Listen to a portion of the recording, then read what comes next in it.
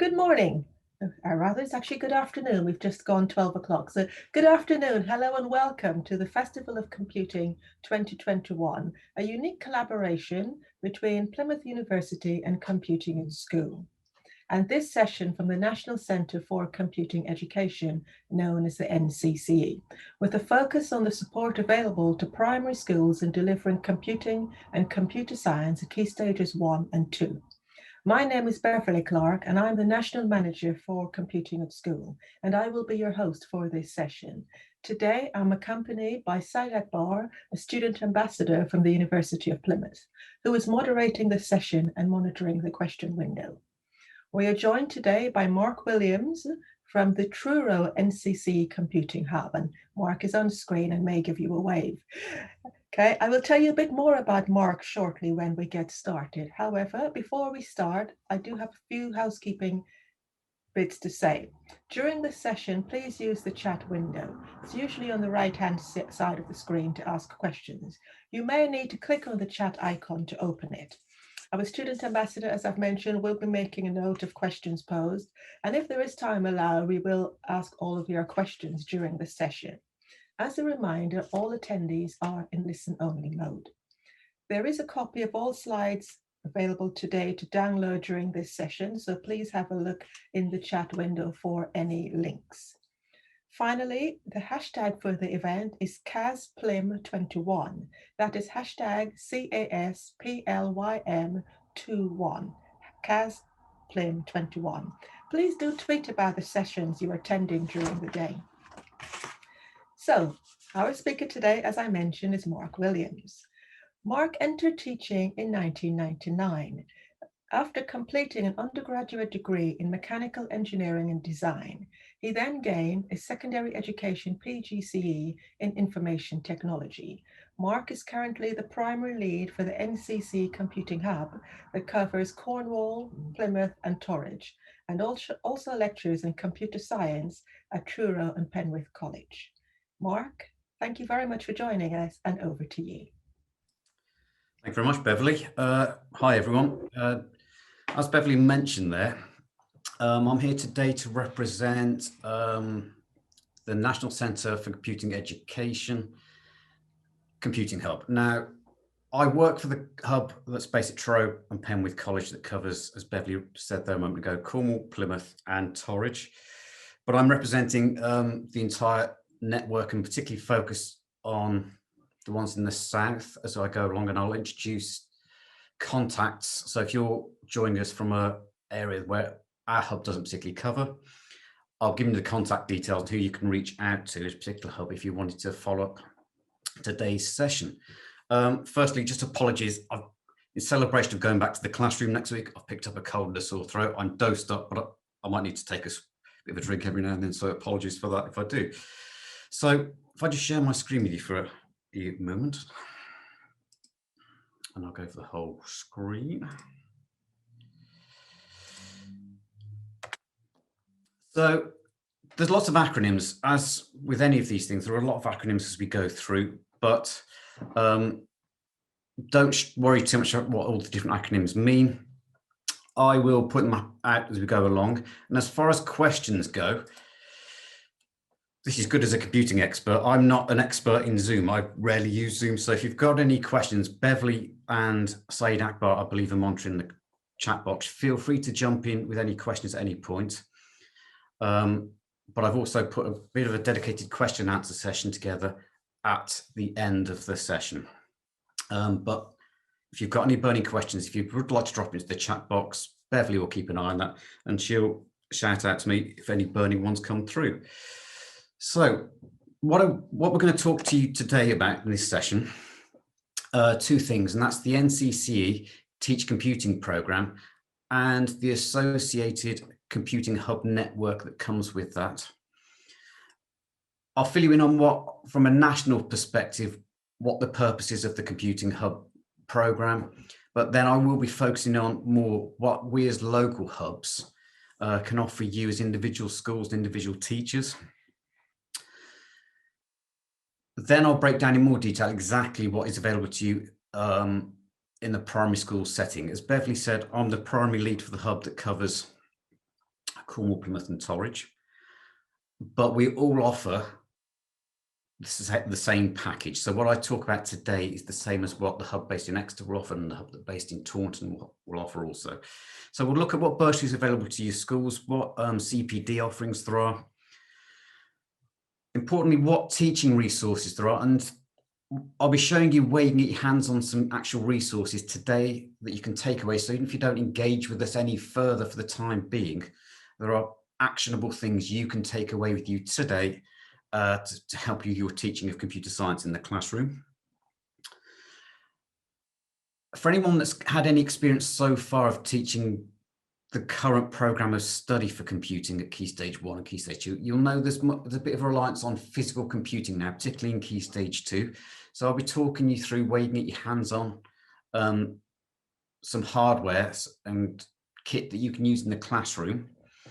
And along with that, any advice and support you can get from us as a hub on how to use this equipment and how to teach this equipment. And then finally, I'll just briefly talk about computing clubs. And that'll be particularly important and interesting to those that maybe don't currently offer a computing club in the school you work at the moment, but would perhaps like to. And then, like I said, at the end, we'll have a little Q&A session. Just before we crack on, as I said, I'm not a Zoom expert, so I can't see the chat box at the moment. So apologies if you've put something in thinking, well, why did you not answer my question? I'm a Microsoft Teams man normally, so apologies for that. So, Mark, I'm monitoring the window. There's nothing has come in so far, and I'm covering all questions. Thanks very much, Beverly. Thank you. So, as I said, we're from the NCCE, which is the National Centre for Computing Education, and that's a consortium of three main bodies. That is STEM Learning, the British Computer Society, who's the Chartered Institute for Computing in the country, and the Raspberry Pi Foundation.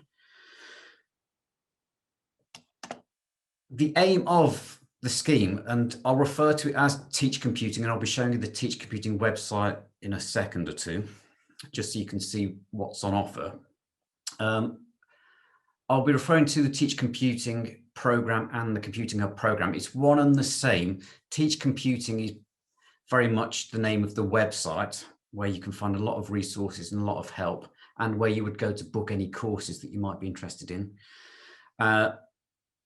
And as the hubs, we support the work that goes on through the Teach Computing website. So the NCC is all encompassing. And the idea is to, I work currently as well as working with the hub, I'm currently a lecturer in a post-16 in an FE and HE environment. And I've worked from secondary through to degree level teaching. And wherever I've worked in the secondary sector, I've always been the liaison to primary schools. And there's a lack of joined up thinking, and which has been noticed for some time now, in the transition for our young learners from primary school through the year groups, so from Key Stage 1 to Key Stage 2, then that transition to secondary. We want to try and have a unified front when it comes to teaching of computing. And the issues that throws up, which has been well spotted and well noticed, is there are a lot of non-specialist teachers that are being asked to teach computing topics, whether that be in Key Stage 1, but likewise right the way through. For example, for those that heard my introduction at the start, my background is in engineering. I was a DT teacher in a secondary school initially, moved into IT, fell into computing, and then I've specialised in computing for about the last 10 years now. So there are a lot of people that are frightened by the thought of computing and teaching computing. So the whole idea of, and the NCC aims are, to improve the expertise of computing teachers right the way from colleagues in primary all the way through to Key Stage 5 and Level 3 A-level teaching. Some of the outcomes then, as has been said, I'm the primary lead for the Cornwall, the hub based down in Cornwall. So I spent a lot of time in primary schools over the last 18 months because we've been working on the computing hub now throughout the last 18 months, and I've been in a lot of schools. And there's a lot of varying concerns out there from primary teachers on, well, how do we teach computing? From the technical concepts, some people are worried about, other people are maybe concerned about, okay, I understand, for example, how to use Scratch, because I've sat down and spent my Easter holidays learning Scratch in order so I could cover programming, but I've no idea how to teach programming because the pedagogy is an issue.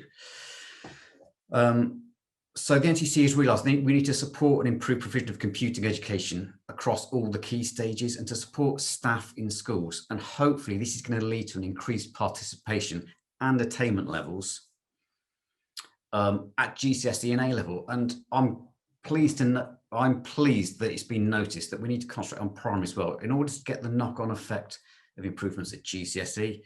You guys at primary have a massive role to play in this. And that bottom bullet point on the slide at the moment, this is the one I'm encountering most when I'm visiting schools down in my area. It's the teacher confidence in teaching computing. The word computing and the phrase computer science instills a bit of fear in a lot of people. Other areas that the NCCE are focusing on in their work is trying to increase the take-up of computer science amongst girls and increase the take-up of computer science in disadvantaged areas. And I'll talk about category 5 and 6 schools in a later slide. And it's about empowering. And I'm sure you guys at primary, you've come across the 3 strands of the computing program of study of computer science, information technology and digital literacy. And again, in some of the CPD, when I've gone into schools to offer support and advice, some staff are just really confused. Okay, I don't really get the relationship between computer science, information technology and digital literacy. How do they link together? What's the thinking behind that? So I know from a lot of my conversations with active primary school teachers at the moment, there's a myriad of support that people would like. And that's what we as a hub are here to try and help with. So some of the need that has been identified, which we're here to help you with, is if you're a non-specialist, again, in primary schools, what we've noticed, and again, this might be unique to our region, but we've found a lot of young entrants to the profession in the primary sector seem to automatically be assigned either the computing lead role or they're given the responsibility for writing the schemes of work for computing because they're the young member of staff that are just coming from university, and it's thought, well, you're young, you'll know what all this means. And that's really daunting. So we're here to help non-specialists, those of you that don't have computing qualifications. We're here to help, and this is what I found really interesting in my talks with schools. Some schools have said, well, I've spent years and years now teaching the program of study, which focused on IT, or as it was called, ICT. This move to computer science, it's just confusing. The terminology just seems completely different. And a lot of schools have had this notion in their head, I need to throw out the window all the stuff I've done so far and start from scratch. And that's not necessarily the case. They're just confused by terminology. So we're here to help with that transition in thinking from the old IT program of study to the new computer science program of study. And where IT fits in it now, because it is still one of the 3 key strands, particularly at primary, that you need to be comfortable with. We found lack of experience and support is needed in many areas, but 3 key ones is hardware. How do I use something like a microbit or a crumble, which I'll talk about later briefly? How do I use that to teach programming? How do I use this hardware to teach physical computing? And then it comes to software, where you think, well, I need to learn this software before I've even gotten a chance of teaching it. And then once I have learned the software, how do I go about teaching the concept of databases? So we're here to help with that. And finally, the confidence thing, what I always, at the start of all of my CPD sessions, whether that be secondary or primary, I always make it clear, you're not expected to know everything at the end of a CPD session. It's okay to not know things. But what I want to get through or get across when I give my CPD sessions, particularly to you guys at primary, is to just try and demystify some topics and make you realize, oh, okay, that's not quite as scary as I thought it was. So it's just about building confidence. And that's what I see our role as your local hub. And I'm the guys at Exeter and the guys at Taunton, if they were your local hubs, they'd be exactly the same. We're here to give you some confidence in computing. It's not something to be terrified of. And I can confidently say that as a non-specialist originally myself as a teacher. So support for you on the ground on day-to-day in the Southwest region is through computing hubs. I'll go into more detail about the local hub provision in a second, but generally, if you speak to any hub in the country, the things that are nationally offered are bursary supported continued professional development courses, which cover both technical aspects and the pedagogy of teaching computing. Initially, when the project was launched, this was back in the normal world before pre-COVID, and the courses were offered through online, which was just self-paced. You'd sign up to a course and you work through the course at your own pace, and face-to-face delivery, and they would be different. That's where you go to a physical location and have face-to-face CPD. They have been suspended for now, the face-to-face, and we actively deliver remotely, which have proved to be very popular for several reasons. And I'm happy to talk more about remote delivery of courses if you've got any questions about that later. What I would point out as well is there's a coordinated approach now between all of the hubs in the South, not just the Southwest, but the South, for the summer term, to make sure we offer the widest range of training possible. We've coordinated between all the hubs who's delivering what. And as the Cornwall hub, we are focusing primarily on the primary courses. So if you are interested in the CPD courses, I'll give you my contact details and our hub's contact details later. If you talk to us, we are putting on the majority of the primary courses for the summer term, and they will all be delivered remotely. There's also key stage 1 and 2 teaching resources, which include schemes of work, lesson plans and activities, which I'm going to spend some time showing you in a moment.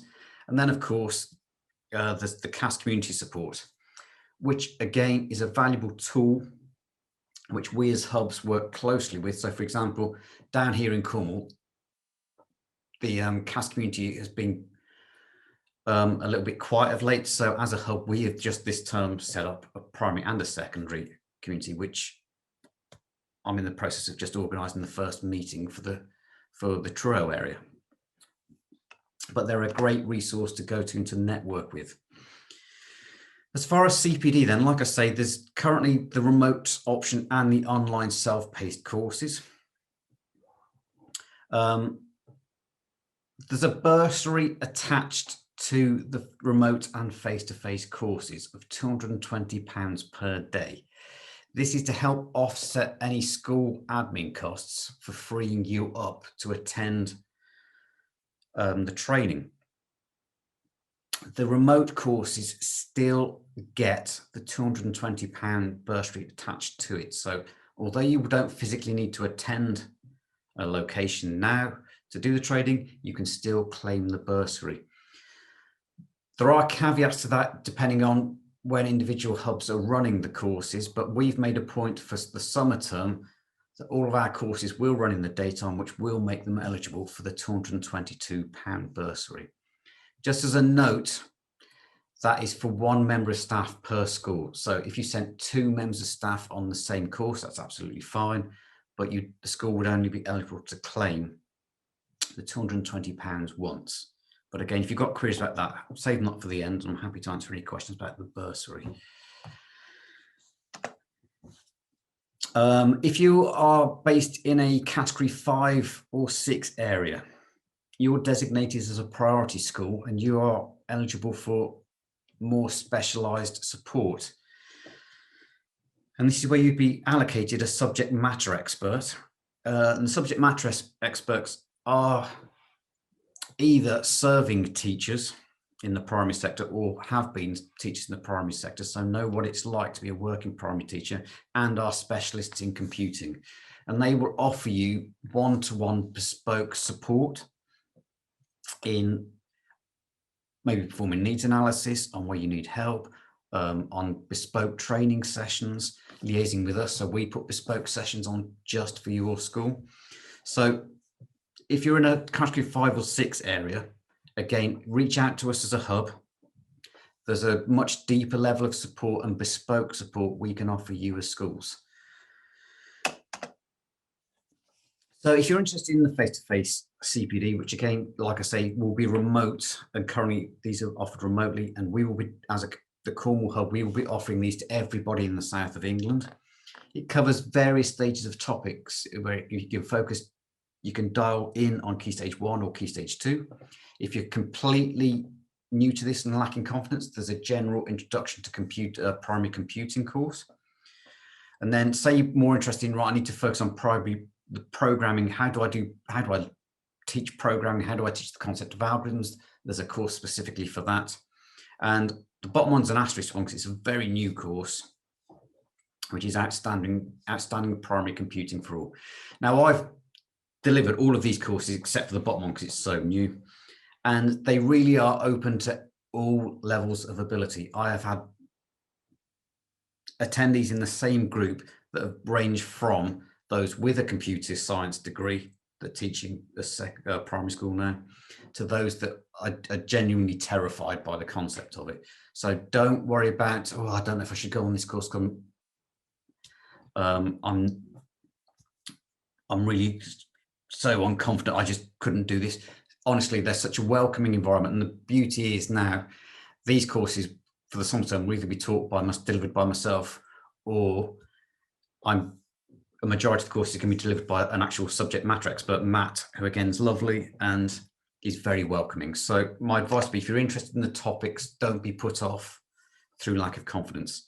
And there are a lot of, these are just a selection of the online topics that are covered in the online CPD topics, where you can specialize in much more detail and you work through these at your own pace. They're delivered through videos and they're delivered through online resources.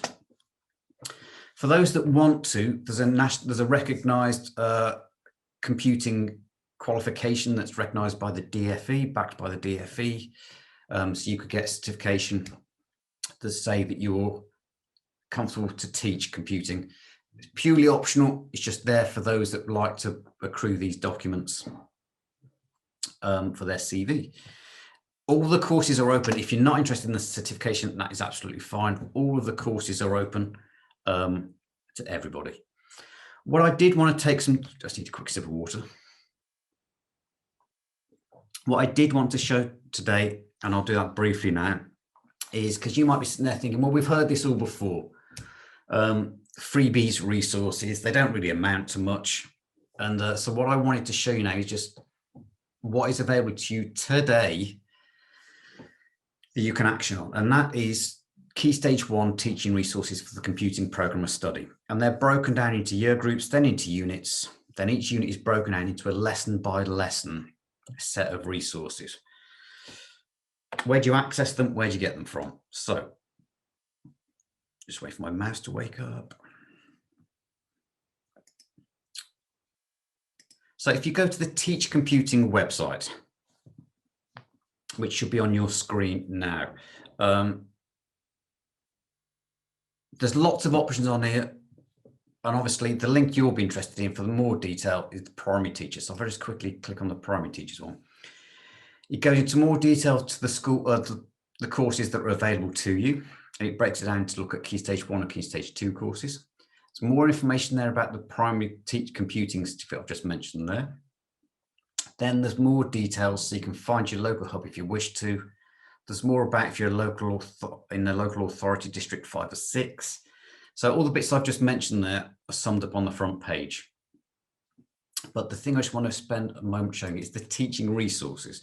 The reason I always like to show these is, if you're sitting there thinking, now, well, this all sounds great, but I'm not interested in any courses at the moment. I'm too busy. I just want some help, practical help. This is free for everybody. All you need to do is have an account, which is free with Teach Computing. And hand on heart, I have nothing to do with the website in terms of making it, but hand on heart, I can vouch you do not get spammed from it. You'll get an email probably once a month just to tell you of any updates. And if I go to key stage 1, so it's broken down into the 4 key stages. And if I go to key stage 1, it then breaks down the topics you're expected to cover in year 1 and year 2. And if I just click on the top one, so the first topic in the program of studies, computing systems and networks. If we go into computer systems and networks, it gives us a unit guide, which I'll show you in a second, and then it breaks down that topic into lessons. So you think, okay, let's start with lesson 1. It then breaks it down to each individual lesson, and you can download the lesson files. It downloads as a zip file. And if you're not logged on, it just says there, please log in to download. And it's a free account if you're not signed up. It then downloads the zip folder, which is my best Blue Peter. Here's one I prepared earlier. These are the resources that you would get. So the unit overview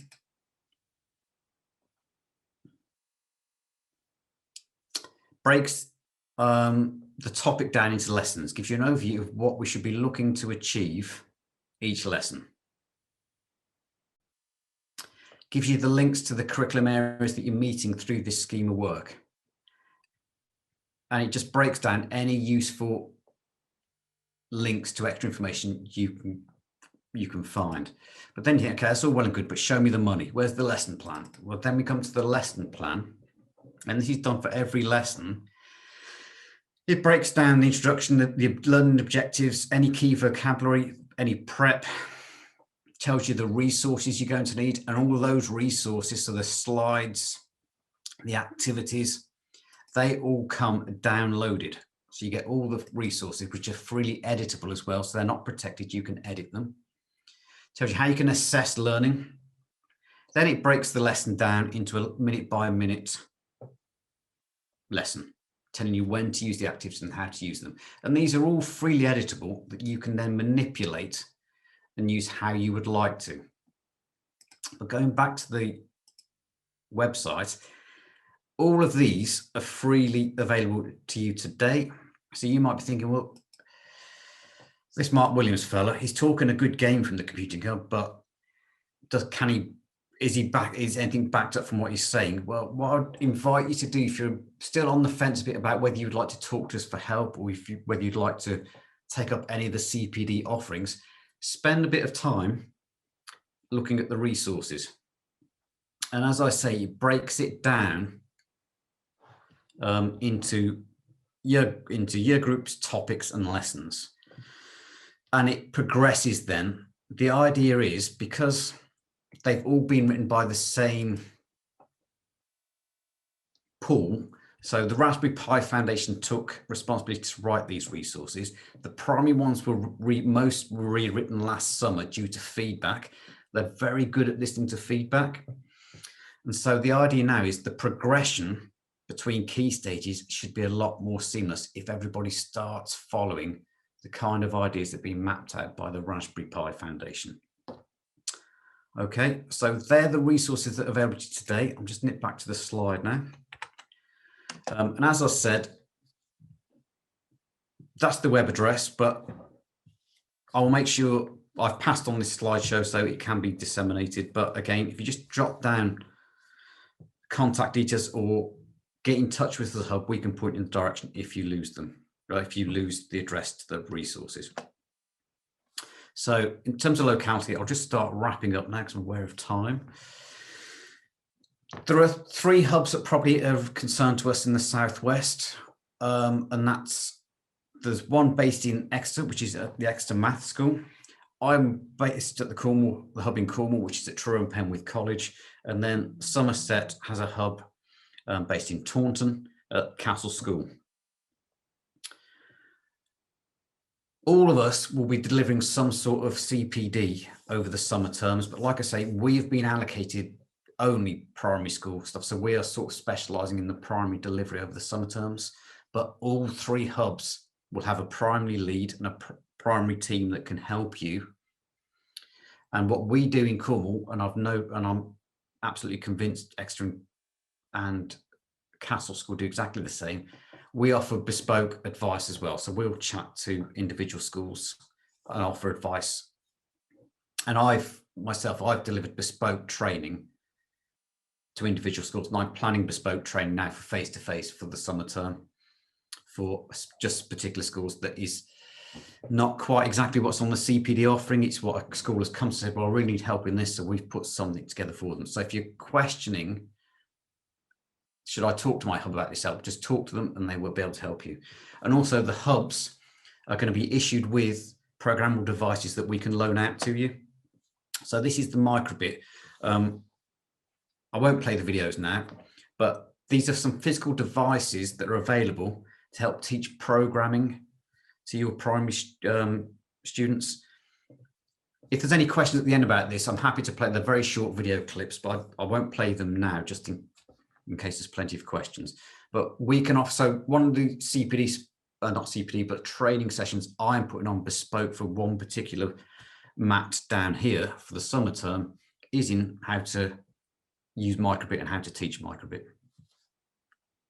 Examples of other bespoke training we've put on as a hub down here is I recently have put training on for mats on how to use Google Classroom for remote teaching, which again is outside the remit really of the CPD offerings, but it's what schools in our area want. So we're very approachable. All hubs are very approachable. So to sum up then, what can we offer you as a hub, as a local computing hub? We'll offer you, give you advice and support in the technical concepts in the computing program of study, help you with any pedagogical queries or questions you've got in relating in delivering this technical concept. We'll help you in how to offer advice on how to plan your schemes of work and curriculum, but you can see there's a lot of resources to help you there already. But we're more than happy to help and guide you if you're not sure on the best way to progress from one topic to another topic, which should come first, for example. And finally, I've put that bottom bullet point in because I just think this is an important point. And this is one that a lot of schools are struggling to show in their plans.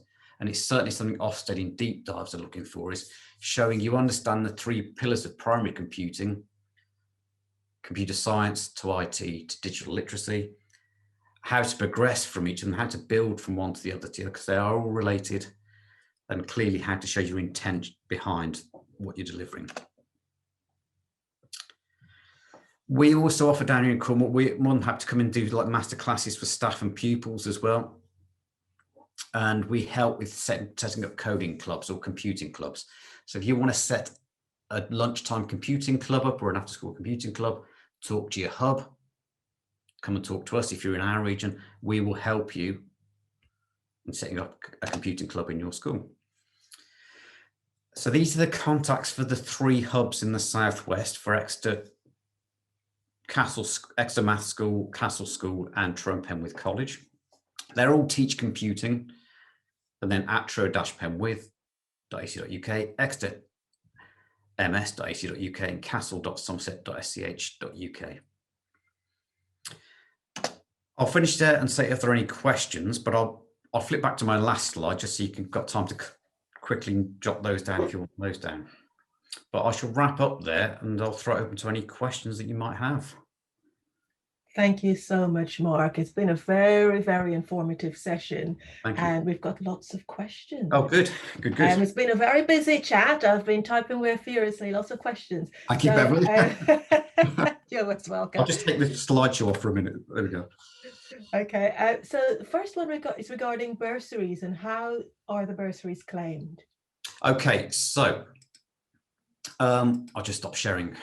So the bursary, once you sign up for a course, there's an electronic evaluation at the end of the course. Once that evaluation of how you felt the course went is completed and submitted, the bursary is automatically then allocated. I think it's within 2 weeks of the evaluation being completed, so you don't have to claim it. The problem is you've just got to remember to fill in the evaluation, because a lot of people contact say, well, I did the course, but the school's not been paid yet. Did you do the evaluation? No. So just fill in the evaluation to the course and then you get paid. Okay, thank you. That seems fairly straightforward. So there's a question around the different resources out there. So essentially there's the Barefoot program and then there's the Teach Computing program. So there was a question around integrating those two. So that one teacher has shared examples of how they have integrated, or rather said that they have integrated Barefoot into Teach Computing. I don't know if there's any further examples that you can add to that on how Barefoot program can be integrated into the Teach Computing curriculum? Yeah, absolutely. They very much go hand in hand. And so, for example, on the two of the courses that I mentioned, the Key Stage Teaching and Leading Key Stage 1 CPD and the Key Stage 2 CPD, we actually cover some Barefoot materials and resources in that as well. The idea is, initially, when they were first launched, to be honest, they didn't go hand in hand at all together. They were very much created in isolation. And that's why I said last summer, our Teach Computing ones were rewritten by the Raspberry Pi Foundation to make sure they go hand in hand and they refer to each other as well. At least ours refer to Barefoot quite a lot. There's a lot of crossover. So what we found for the schools that in our area that have taken on the resources from us, I'll say from us, from Teach Computing, a lot of schools have just edited them now and they've taken, right, I'm going to use, I'm not using that NCCE one for this lesson, I'm going to use Barefoot for this one, and that's absolutely fine. So yeah, they go hand in hand. Don't think you've got to commit to one over the other. They both work equally well. And if you do any CPD, we do cover Barefoot materials in there as well.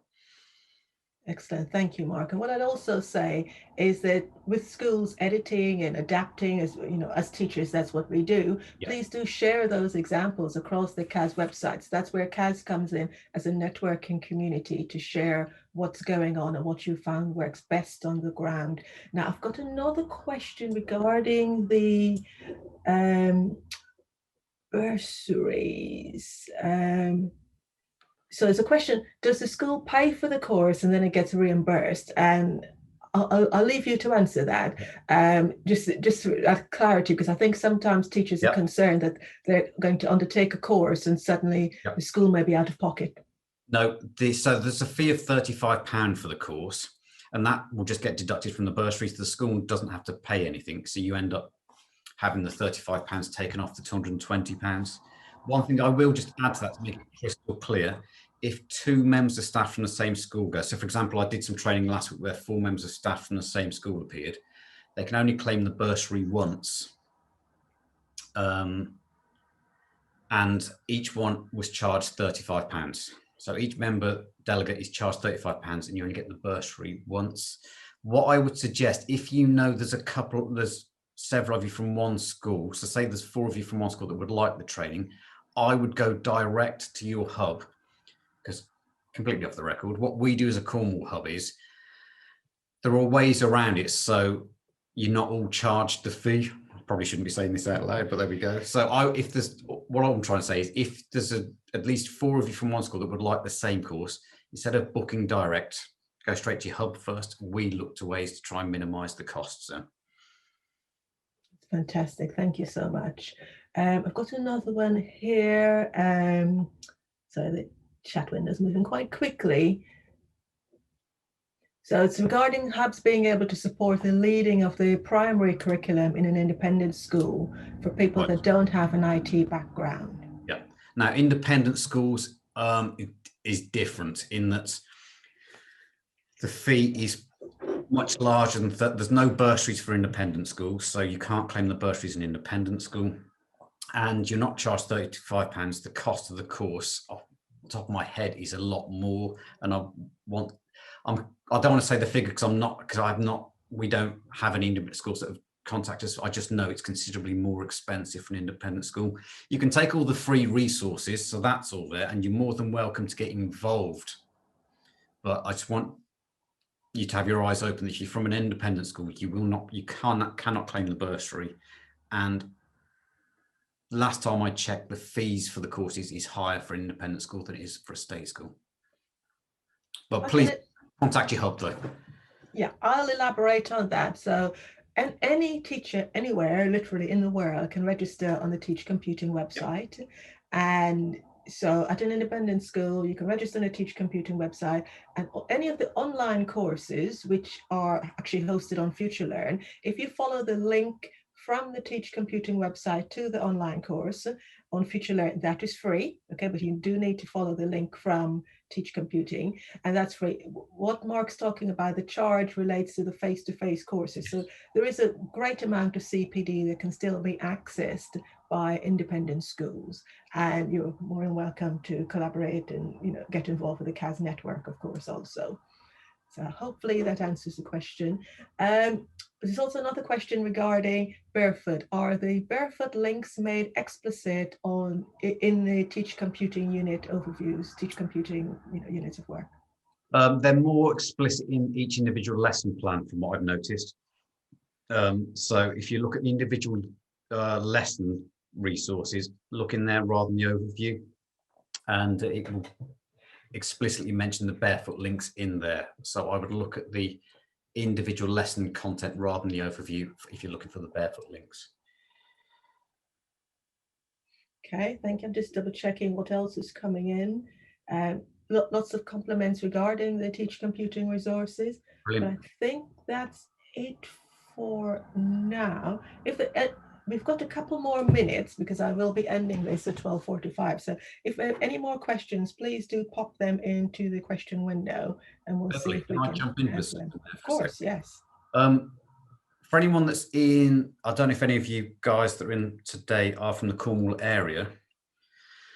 I mentioned earlier, this is going to CAS now, CAS communities. I've just set up the primary CAS community. We're basing it out of Truro for now, but it's very much open to anyone in Cornwall because there's a lack of, I would say there's a lack of activity at the moment in Cornwall with the communities. So if you are based in Cornwall, keep an eye on the CAS communities, because I'll be launching the date for the first meeting of our community, which will probably be the last week before the holidays.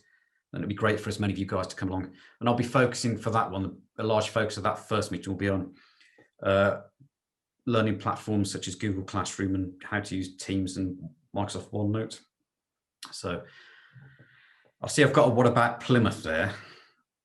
Should I jump in and answer that? I'm going to answer that with my national manager hat on. So there are CAS communities everywhere. We're up to about 400 CAS communities across the country.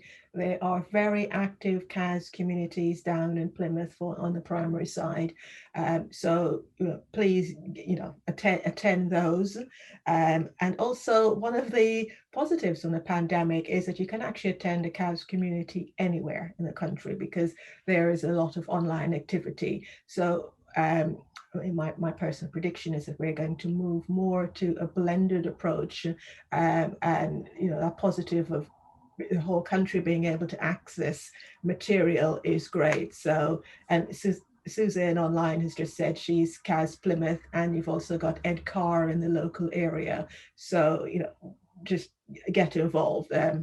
Geography is no barrier, and look at the topics, and if they're of interest to you, just join up. Mark, we're almost out of time. Is there anything else you wanted to add before I summarize? No, just thanks for everyone attending. Appreciate your time. Okay, thank you so much, Mark. And as I'll also recap and say thank you to everyone who has stayed with us.